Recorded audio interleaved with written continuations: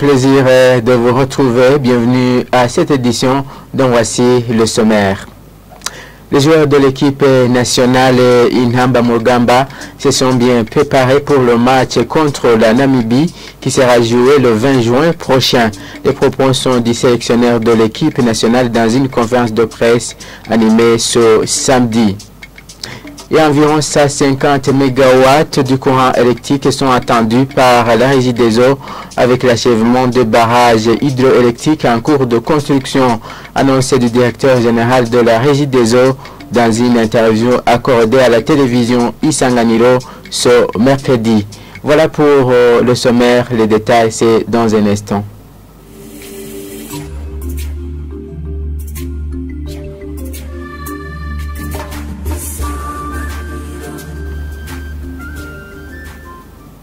Bienvenue encore une fois. Plus de 100 MW sont attendus en 2024 par la Régie des eaux avec l'achèvement des travaux de construction des barrages en cours. L'annonce du directeur général de la Régie des eaux dans une interview qu'il a accordée à la télévision Isanganiro ce mercredi.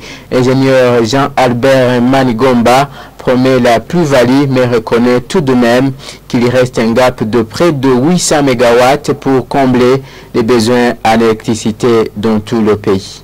Nous avons des centrales électriques en cours de construction, même il y a ceux qui sont déjà terminés. Je peux citer ici Ruzibazi, qui sont déjà injectés avec 15 MW.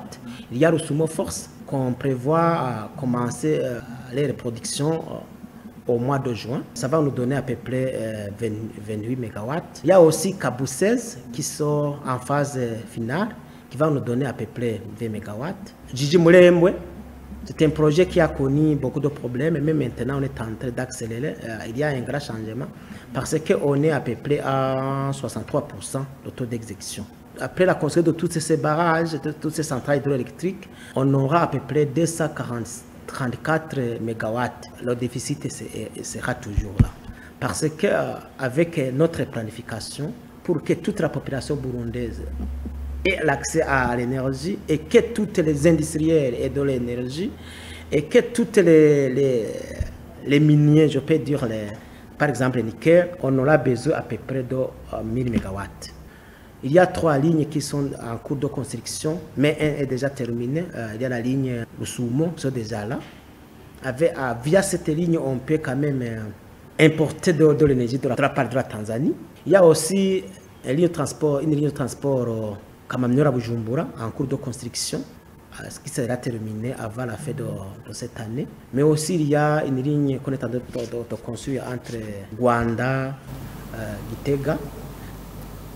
L'actualité continue. Les jeunes filles burundaises sont appelées à profiter de leur talent comme moyen entrepreneurial. Appel lancé par la présidente de l'association Warubizi à l'occasion de la première édition de la compétition organisée par cette association sur l'entrepreneuriat des femmes. Pour Annie Espérance et Tuisabimana, le manque de soutien financier et d'estime de soi sont certains défis qui empêchent les filles à démontrer leur talent. L'objectif principal de cette édition de la compétition c'était pour éveiller les filles à se concentrer sur leur talent, profiter de leur talent et que leur talent puisse être leur propre travail qui peut profiter aussi de faire de l'entrepreneuriat, de gagner de la vie, aussi de gagner donc l'argent à travers ces talents. Donc les défis sont les défis primordial, c'est deux. C'est la sous-estime de soi-même et la discrimination vis-à-vis de la société des femmes.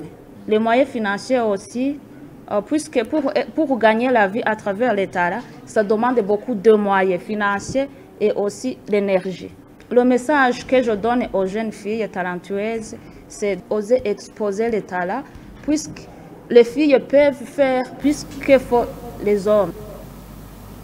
Pêche à présent, la fermeture des activités de pêche dans le lac Tanganyika durant 3 mois augmentera la production de poissons. Avis d'Évariste Lumbete, conseiller du directeur de la promotion des filières halieutiques lors de l'émission Mosaïque qui sera diffusée à la télévision Isanganiro à 21h de ce samedi. Moi, je conseillerais alors que pendant ces 3 mois, je sais que la population de cette plaine de Limbo aime vraiment le poisson, aime la viande. Il faut qu'ils serrent la ceinture, ils mangent un peu de la viande. Ils attendent, ils espèrent qu'il y aura une augmentation. Si on arrive à fermer, je dis bien, si on arrive à fermer pendant les 3 mois, il faut constater même qu'il y a un intérêt de fermer les activités de pêche pendant les 3 mois. Il y aura certainement une augmentation de la production. Aujourd'hui, il y a des pêcheurs qui passent même tout un mois, ils vont vous dire, il faut causer avec eux, tout un mois, ils passent la nuit au lac, mais ils retournent, ils n'ont rien. Main vide, ils n'ont rien.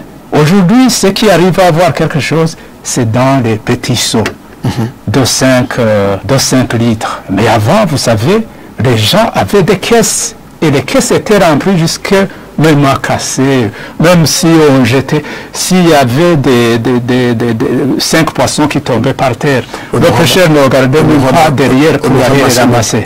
Aujourd'hui, on ne trouve même pas. Vous voyez, donc c'est pour cette raison même.